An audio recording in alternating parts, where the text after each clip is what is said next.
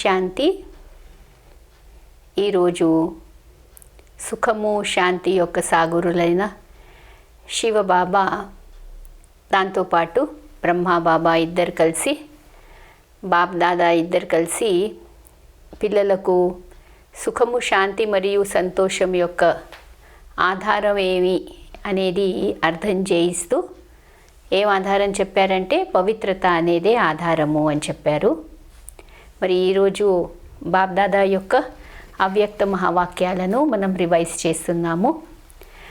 బాబా పవిత్రత యొక్క ధారణ అనేది ఏంటిది అనేది అర్థం చేయించారు. అలానే పిల్లలైన మీకు ఈ ధారణ అనేది సహజంగా ఎందుకు అవుతుంది, మరి అదే ఈ ధారణనే ఋషి మునులకు ఎందుకు కష్టం అనిపించింది, వారికి ఎంత కష్టం అనిపించిందంటే వారేం చేశారు, ఇల్లు వాకిలన్నీ వదిలేసి వెళ్ళిపోయారు. మీరు గృహస్థ వ్యవహారంలో ఉంటూ ఎలా ఇలా పవిత్రంగా ఉంటున్నారు, అసంభవం అనేది వాళ్ళంటారు, కానీ ఎలా మీకు సంభవం అయింది అనే విషయాన్ని బాబా చెప్పడం జరిగింది. అలానే బాబా ఈరోజు ఆస్ట్రేలియా పరివారంతో, బాబా పరివారంతో డబుల్ విదేశీ పిల్లలతో కలవడం జరిగిందనమాట. అయితే వాళ్ళను మెచ్చుకుంటూ వాళ్ళ యొక్క విశేషతలు, విశేషంగా తపస్య అనేది చేయడము, అలానే మహాదాని అంటే చక్కగా అందరికీ సేవ అనేది చేస్తూ సెంటర్లు అనేటివి తెరవడం అనేది చాలా చక్కగా చేస్తున్నట్లు అర్థం చేయించారు. మళ్ళీ దాంతోపాటు సంఘటన యొక్క శక్తి అనేది ఎంత గొప్పది, ఇంకా ఆ సంఘటన యొక్క బలం ఏంటిదనేది బాబా అర్థం చేయించారు. మరి అక్కడ ఎవరైతే నిమిత్తులుగా ఉండే ఆ సమయంలో డాక్టర్ నిర్మలా దీది గారు ప్రస్తుతం జ్ఞాన సరోవరానికి డైరెక్టర్గా చూసుకుంటున్నారు.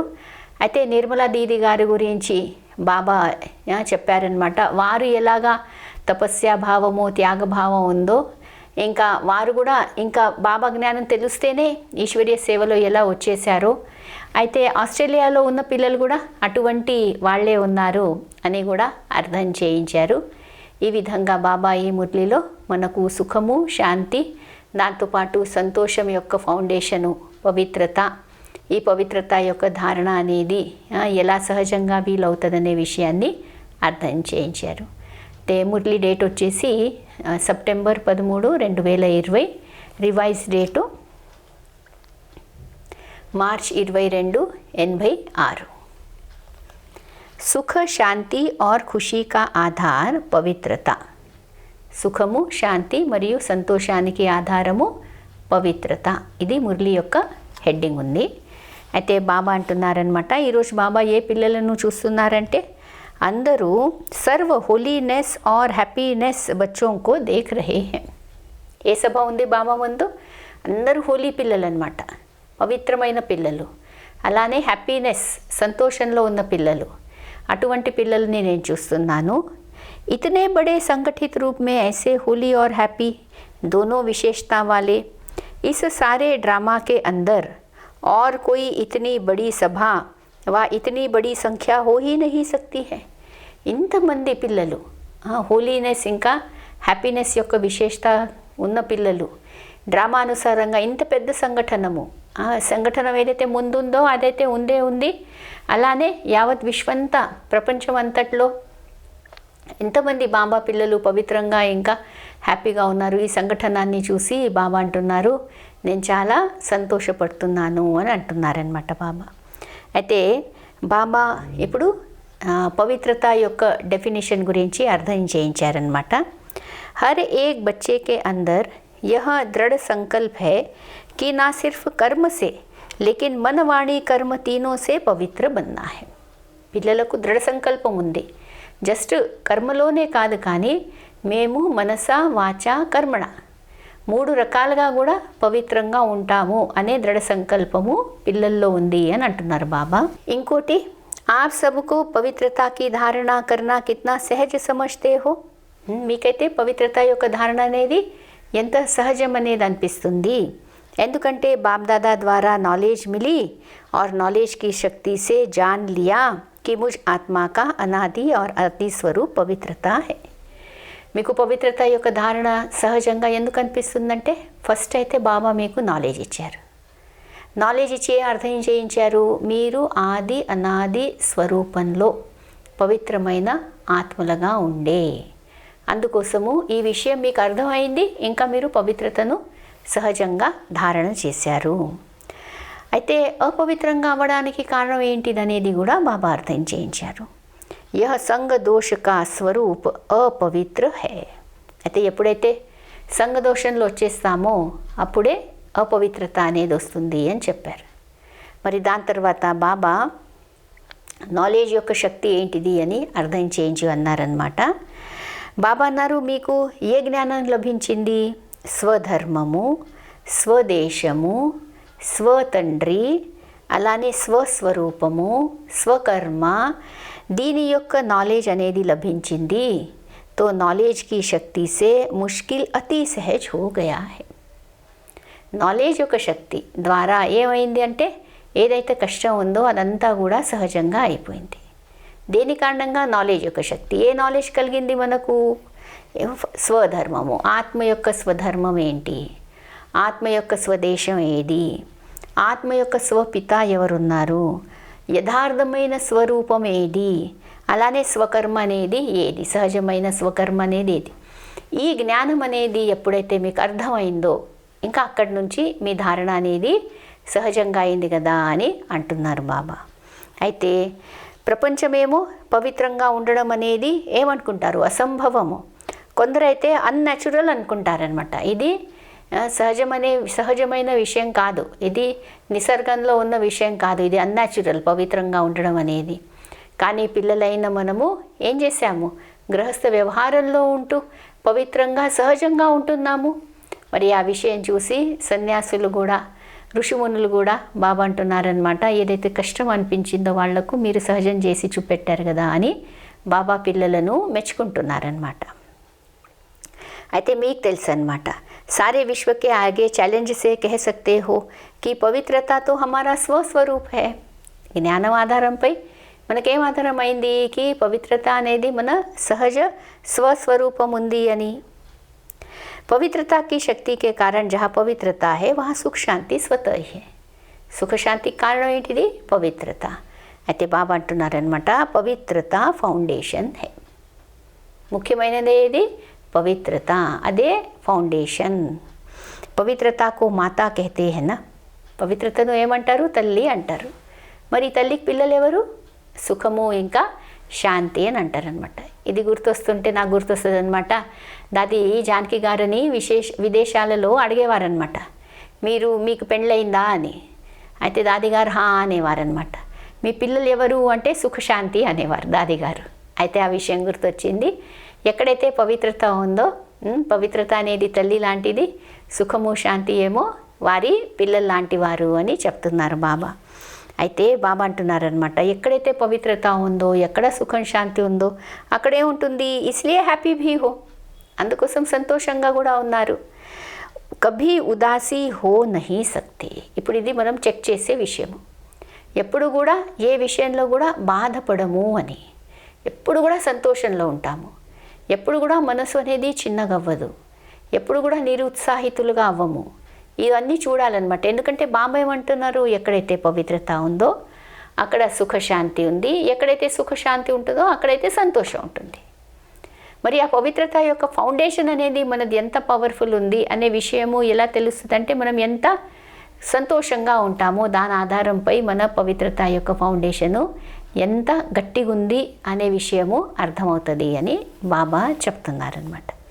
అయితే మరి ఇప్పుడు మీరు పవిత్రత యొక్క ఫౌండేషన్ అనేది ఎంత గట్టిగా ఉంది మీలో అంటే, ఆ పవిత్రత యొక్క ఫౌండేషన్ కారణంగా, సుఖశాంతి కారణంగా మీరందరూ ఎవరైపోయారంటే బేగంపూర్కే బాదషా. ఎవరున్నారు మీరు? బేగంపూర్కే బాదషా.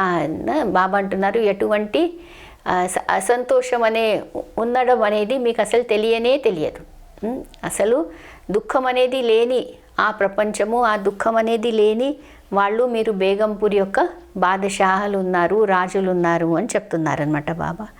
మరి మీరు రాజులు ఉన్నారంటే రాజులకు కిరీటం ఉంటుందా? రాజులకు సింహాసనం ఉంటుందా? మరి మీ కిరీటం ఏది ఉంది అడుగుతున్నారు బాబా. మీరు బేగంపూర్కి బాద్షా కదా, అయితే మీకు కిరీటం ఏముంది? కిరీటంతో పాటు మీ యొక్క సింహాసనం ఏది అని అడుగుతున్నారు. మరి అది అర్థం చేస్తూ బాబా అన్నారనమాట, కిత్నా బఢియా తాజ్ హే, లైట్ కా తాజ్ పవిత్రతాకి నిశానీ హేనా. మీకు ఏ కిరీటం ఉందంటే లైట్ యొక్క కిరీటము. ఇంకా లైట్ అనేది దేనికి గుర్తు? పవిత్రతకు గుర్తు. అయితే మీది లైట్ యొక్క కిరీటము. అలానే మీ సింహాసనం ఏది? బాబా అంటున్నారు, బాప్ దాదాకే దిల్ తఖ్త్ నషీన్ హోనా. బాప్ దాదా మనసు సింహాసనం పైన కూర్చున్న వాళ్ళ ఉన్నారు కదా మీరు. అటువంటి రాజులు ఉన్నారు కదా, ఎటువంటి చింత లేని, ఎటువంటి దుఃఖం లేని రాజులుగా బేగంపూర్ యొక్క బాదషాహులు ఉన్నారు కదా అని చెప్తున్నారు. ప్రపంచంలో ఒకవేళ కొంచెం సంతోషం ఉంటే, సుఖం ఉంటే కొంచెం సేపు గురించి ఉండొచ్చు, అల్పకాలం గురించి ఉండొచ్చు. కానీ దాని తర్వాత ఎలా ఉంటుందంటే, కుచ్తో నహి అల్పకాల్ కే సుఖ్ కే సాథ్ చింతా और భయ్ ये दो चीज़ें तो है ही. అల్పకాలం గురించి సుఖం ఉంది, ఇంకా దాంతోపాటు చింత చేయడము, ఇంకా భయం అయితే ఉండనే ఉంది వాళ్ళ దగ్గర. మీరు ఎలా ఉన్నారు? వాళ్ళ దగ్గర భయము చింత ఎప్పుడు కూడా చింతిస్తూ ఉంటారు, భయపడుతూ ఉంటారు. మళ్ళీ దానికి వ్యతిరేకంగా మీరు ఎలా ఉన్నారు బాబా పిల్లలంటే, అభి ఆప్ సమస్యాओं को समाधान करने वाले समाधान स्वरूप बन गए हो. మీరు ఎలా తయారయ్యారంటే, మీరైతే సమస్యల యొక్క సమాధానం చేసేవారు, సమాధాన స్వరూప ఆత్మలు ఉన్నారు. వాళ్ళైతే చింతలో ఉన్నారు, వాళ్ళైతే భయంలో ఉన్నారు. సుఖం ఉంటే కూడా అల్పకాలం గురించి సుఖం ఉంది.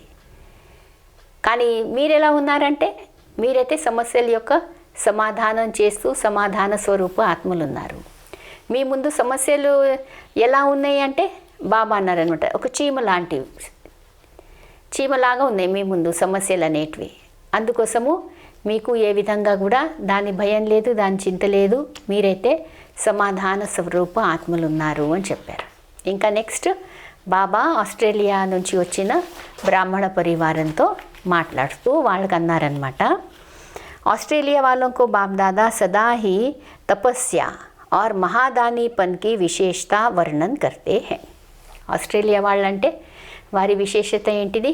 అందరి యొక్క విశేషతలు చూడండి బాబా చెప్తూ ఉంటారు. ఏ డబుల్ విదేశీ పిల్లల యొక్క గ్రూప్స్తో కలుస్తూ వచ్చారు కదా, ఇప్పటి వరకు మనం వింటూనే వచ్చాము. అందరి యొక్క విశేషతలు అనేటివి బాబా చెప్తూ ఉంటారు చూడండి. అయితే ఆస్ట్రేలియా వాళ్ళ యొక్క విశేషత ఏంటిది? విశేషంగా సదా హీ తపస్య ఆర్ మహాదానీపన్కి విశేషత హే. ఎల్లప్పుడూ తపస్య చేస్తూ ఉంటారు. దాంతోపాటు మహాదాని యొక్క గుణం అనమాట. జ్ఞానదానం అనేది చేస్తూ ఉండాలి, దాని గురించి సేవా కార్యక్రమాలు చేస్తూ ఉంటారు, ప్రోగ్రాంలు చేస్తూ ఉంటారు. అలా మహాదానం యొక్క గుణం ఉంది అని అంటున్నారు బాబా. దీంతోపాటు బాబా అంటున్నారనమాట, ఎలా అయితే త్యాగ తపస్య సేవ అంటాం కదా మనము, త్యాగము తపస్య, దీని ఆధారం పైనది సేవ జరుగుతుంది. అయితే ఈ పిల్లలతో బాబా మాట్లాడుతూ అంటున్నారనమాట, ఆస్ట్రేలియా హై హీ ఎక్స్ట్రాడినరీ. విచిత్రంగా ఉన్నారు ఆస్ట్రేలియాలో ఉన్న పిల్లలు. త్యాగకి భావన సేవాకే లియే సభీ మే బహుత్ జల్దీ ఆతీ హై. సేవలో త్యాగ భావన అనేది చాలా ఫాస్ట్గా వచ్చేస్తుంది, త్వరగా వచ్చేస్తుంది. ఇస్లియే తో ఇతనే సెంటర్స్ ఖోలే హే. అందుకోసం చూడండి ఎన్ని సెంటర్లు తెరిచారు కదా. ఎందుకంటే త్యాగ భావన కారణంగా పొదుపు చేసి ఉండడము, ఆ జమ చేసిన డబ్బులతో సెంటర్లు అనేటివి తెరవడము, ఇంకా సేవ అనేది చేయడము. సో త్యాగం కారణంగా సేవ అనేది చక్కగా చేస్తున్నారు అని అంటున్నారనమాట బాబా. ఇంకో తపస్య ఏది? దృఢ సంకల్పకి తపస్య. త్యాగము తపస్య, దృఢ సంకల్పం యొక్క తపస్య కూడా చాలా చక్కగా ఉంది అని అంటున్నారు. అందుకోసం సేవలో చాలా చక్కగా ముందు వెళ్తున్నారు అని. ఇంకా సేవలో ఇంకోటి ఏం కావాలి? సంఘటనకి శక్తి. ఏం కావాలి? సంఘటన యొక్క శక్తి అనేది మాత్రం చాలా అవసరము ఏ సేవా కార్యక్రమంలో కూడా. ఒంటరిగా మనం ఎంతవరకు చేస్తాము, ఏమని చేస్తాం. అయితే సంఘటన యొక్క శక్తి అనేది అది అవసరము అని అంటున్నారు బాబా. సంఘటనలో ఎలా ఉండాలి? ఏకనే కహా और दूसरे కియా. ఒకరు అనడము, వేరే వాళ్ళు వినడము. ऐसे नहीं एक ने कहा और दूसरे कहे यह तो हो ही नहीं सकता है. ఇప్పుడు ఒక 10 మందిలో ఒక్కరు అంటారనమాట, లే ఇలా అవ్వచ్చు అని. ఇంకా వేరే వాళ్ళు లేలే ఇది అసలు అవనే అవ్వదు, ఇది ఇంపాసిబుల్, అలా కూడా కాదు అనడము. అయితే ఈ విధంగా మనం అనుకుంటే ఒకరిద్దరు ముగ్గురు అంటున్నారు ఇది జరుగుతుంది, ఇంకో ఇద్దరు ముగ్గురు అంటున్నారు లే ఇది అసంభవం, ఇది జరగదు. ఇలా ఉంటే బాబా అంటున్నారు మరి సంఘటన యొక్క శక్తి అనేది ఉండదు. ఇస్మే సంఘటన టూటతా హే. ఇంకా ఇలా ఉన్నప్పుడు సంఘటనలో శక్తి అనేది చాలా ఇంకా తక్కువైపోతుంది అనమాట, విరిగిపోతుంది సంఘటనము అని అంటున్నారనమాట బాబా. అందుకోసం సంఘటనలో ఎలా ఉండాలి, ఎందుకంటే సంఘటన అనేది ఉంటేనే సఫలత అనేది దొరుకుతుంది సేవలో. మరి ఆ సంఘటన అనేది ఎలా ఉండాలంటే ఒకరంటే దానిని నమ్మడం అన్నమాట, గౌరవించడము, ఒప్పుకోవడము, దాని అనుసారంగా నడవడము, ఇలా మనము చేయాలి అని చెప్తున్నారు బాబా. అలానే బాబా అంటున్నారనమాట ఇంకో విషయము పురుషార్థం గురించి ఎలా ఉండాలంటే విఘ్నులుగా ఉండాలి అని చెప్తూ బాబా అన్నారు, బహుత్ కాల్ కి నిర్విఘ్న స్థితి మజబూత్ స్థితి హోతీ హై, తో ఉడతీ కళా కా అనుభవ్ హోతా హై. ఎగరే కళలో వెళ్ళాలంటే ఏం కావాలి, ఎల్లప్పుడూ నిర్విఘ్నంగా ఉండాలన్నమాట. అప్పుడే మీరు తీవ్ర పురుషార్థం చేస్తూ ఎగరే కళలో వెళ్ళగలరు అని చెప్తున్నారు బాబా. అంటే చాలా సమయం యొక్క నిర్విఘ్న స్థితి అనేది చాలా స్ట్రాంగ్గా గట్టిగా మనలో ఉండే అవసరం ఉంది. ఇప్పుడు ఇది చాలా విశేషమైనది, అర్థం చేసుకోవాలి. కొందరు ఎలా అంటారు, విఘ్నాలు వస్తే ఏమైంది, మేమైతే విఘ్నాలను దాటేస్తున్నాం కదా అని అంటారనమాట. కానీ బాబా ఎలా చెప్తున్నారు చూడండి, బార్ బార్ విఘ్నోं के वश जो होते हैं उन्हों का फाउंडेशन कच्चा हो जाता है. మళ్ళీ విఘ్నాలు వస్తూనే ఉన్నాయి అనుకోండి, అప్పుడు ఏమవుతుంది, మీ యొక్క ఫౌండేషన్ ఏదైతే ఉందో ఆ ఫౌండేషన్ అనేది ఇంకా స్ట్రాంగ్ ఉండదు, గట్టిగా ఉండదన్నమాట. और बहुत काल की निर्विघ्न आत्माएं फाउंडेशन पक्का होने के कारण स्वयं भी शक्तिशाली दूसरों को भी शक्तिशाली बनाती है. ఎవరైతే మళ్ళీ విఘ్నాలు వస్తాయో వాళ్ళ ఫౌండేషన్ అనేది బలహీనంగా ఉంటుంది. ఎవరైతే నిర్విఘ్నంగా ఉంటారో వాళ్ళ యొక్క ఫౌండేషన్ అనేది శక్తిశాలిగా ఉంటుంది. దాని కారణంగా ఏం చేస్తారు, వాళ్ళు వేరే వాళ్ళను కూడా శక్తిశాలి ఆత్మలుగా తయారు చేస్తారు. విఘ్నాలు వచ్చినాయి, విఘ్నాలను దాటేసాము, మంచిదే అంటున్నారు బాబా. కానీ మళ్ళీ మీకు విఘ్నాలు రావడము, మళ్ళీ మీరు దాటేస్తూ ఉంటే మీ ఫౌండేషన్ అనేది బలహీనంగా అవుతుందని అంటున్నారు. అందుకోసం అలా అవ్వకూడదు, అసలు విఘ్నాలే రానివ్వకుండా నిర్విఘ్నమైన స్థితి అనేది మీరు తయారు చేసుకోవాలి అని చెప్తున్నారనమాట బాబా. ऐसे नहीं समझो విఘ్న ఆయా మిట్ తో గయా నా కోయి హర్జా నహీ. కొందరు ఈ విధంగా ఆలోచిస్తారు, విఘ్నాలు వస్తే ఏమైంది, ఈ విఘ్నాలను మేము దాటేసాం కదా, ఓకే కదా, మరి ఏం కాదు కదా, అలా అనుకోకండి. లేకిన్ బార్ బార్ విఘ్న ఆనా और मिटाना इसमें टाइम वेस्ट जाता है, एनर्जी वेस्ट जाती है. విఘ్నాలు వస్తూ ఉండడము, మీరు ఆ విఘ్నాలను దాటుతూ ఉండడము, దీంట్లో ఏమవుతుంది, మీ సమయము మీ శక్తి అనేది వృధా అవుతుంది అంటున్నారు బాబా. वह टाइम और एनर्जी सेवा में लगाओ तो एक का पदम गुना जमा हो जाए. విఘ్నాలలో సమయము ఇంకా సంకల్పం అనేది వేస్ట్ చేయకుండా ఆ సమయము సంకల్పము మీరు సేవలో పెడితే దాని యొక్క భాగ్యం అనేది పద్మాల రేట్లలో మీకు లభిస్తుంది కదా అంటున్నారు బాబా. అందుకోసం మళ్ళీ విఘ్నాలకు వశం అవ్వడము, మళ్ళీ వాటిని దాటేయడం అనేది కాదు, బహుకాలం గురించి నిర్విఘ్నులుగా అయ్యే స్థితి అనేది తయారు చేసుకోండి అని చెప్తున్నారు.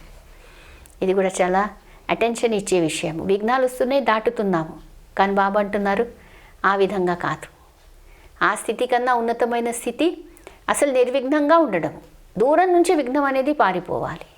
మన సమయము సంకల్పము విఘ్నం వెనుక వేస్ట్ అవ్వకూడదు. ఎందుకంటే ఆ సమయం సంకల్పమే బాబా అంటున్నారు మరి మీరు సేవలో పెడితే ఇంకా మీ అదృష్టం అనేది ఎలా తయారు చేసుకోవచ్చు. ఈ విషయాన్ని అర్థం చేయిస్తూ బాబా మళ్ళీ అక్కడ నిమిత్తమైన అక్కయ్య గారు, నిర్మల అక్కయ్య గారు గురించి చెప్పారనమాట. आप लोगों को निमित्त आत्मा भी ऐसी मिली है डॉक्टर निर्मला अक्कయ్య గారు, जो शुरू से लेकर किसी भी विघ्न में आई नहीं.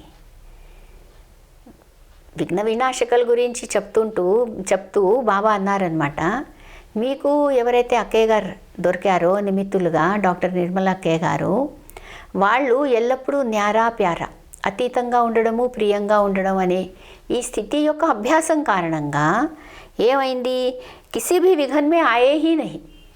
వారి ఏ విఘ్నంలో వాళ్ళు అసలు చిక్కలేదని అంటున్నారు బాబా. థోడా సా స్ట్రిక్ట్ రైతీ హై. అయితే అక్కయ్య గారి గురించి బాబా అన్నారనమాట కొంచెం స్ట్రిక్ట్గా ఉన్నారు. यह भी जरूरी है, ఇది కూడా అవసరము. అగర్ ऐसी స్ట్రిక్ట్ టీచర్ नहीं मिलती तो इतनी వృద్ధి नहीं होती. అయితే మరి ఈ విధమైన అక్కయ్య గారు లేకుంటే అంత వృద్ధి కూడా అయ్యేది కాదు. तो డ్రామానుసార్ నిమిత్త ఆత్మాओं का भी संग तो लगता ही है ना. నిమిత్తంగా ఎవరైతే ఉన్నారో వాళ్ళ యొక్క సాంగత్యం యొక్క ప్రభావం కూడా ఉంటుంది కదా డ్రామా అనుసారంగా. और जैसे स्वयं आने से ही सेवा के निमित्त बन गई तो ऑस्ट्रेलिया में भी आने से ही सेंटर खोलने की सेवा में लग जाते हैं. అయితే బాబా అంటున్నారు, ఆవిడ గారి గురించి బాబా అంటున్నారనమాట. ఈ వారు కూడా ఎప్పుడైతే బాబా అర్థమయ్యారో వారికి, ఇంకా వారు తత్క్షణము సేవలో దిగారు. అందుకోసం వారెప్పుడు ఆస్ట్రేలియాలో వచ్చారో వాళ్ళు ఎవరికైతే జ్ఞానం చెప్పారో వాళ్ళందరూ కూడా తక్షణం ఇంకా సేవలో దిగారనమాట. ఇది నిమిత్తులు ఎవరైతే ఉన్నారో వాళ్ళ ప్రభావం చూడండి డ్రామానుసారంగా ఈ విధంగా పడింది. అయితే ఈ విధంగా మనం ఎలా నిమిత్తులుగా ఉంటామో, మనం ఎవరికి నిమిత్తులు ఉంటామో వాళ్ళు కూడా ఆ విధంగా తయారవుతారనమాట. అందుకోసం బాబా వాళ్ళకి అర్థం చేస్తున్నారు, మీరు నిర్విఘ్నంగా ఉండాలి. ఎందుకంటే మీ అక్కయ్య గారు అతీతంగా ఇంకా ప్రేమగా ఉండడము, ఇంకా స్ట్రిక్ట్ అంటే మర్యాదలలో ఉండడము, ఈ విధంగా మర్యాదలలో ఉంటూ త్యాగ తపస్య అనేది చేస్తూ ఎలా నిర్విఘ్నంగా ఉన్నారో మీరందరూ కూడా ఎల్లప్పుడు గురించి నిర్విఘ్నులుగా ఉండండి. ఇంకా ఈ విధంగా మీ శక్తులను, ఇంకా మీ సంకల్పాలను, మీ సమయాన్ని ఇంకా సేవలో మీరు ఇస్తూ పోండి. ఇంకా ఎన్నో రెట్లు సేవ అనేది పెంచండి అని చెప్తున్నారు బాబా. ఇలా ఈరోజు మురళిలో బాబా మనకు ఈ విషయాలన్నీ కూడా అర్థం చేయించడం జరిగింది. ముఖ్యంగా పవిత్రత అనేదే ఫౌండేషను, సుఖము, శాంతి మరియు సంతోషానికని చెప్పారనమాట. ఓం శాంతి.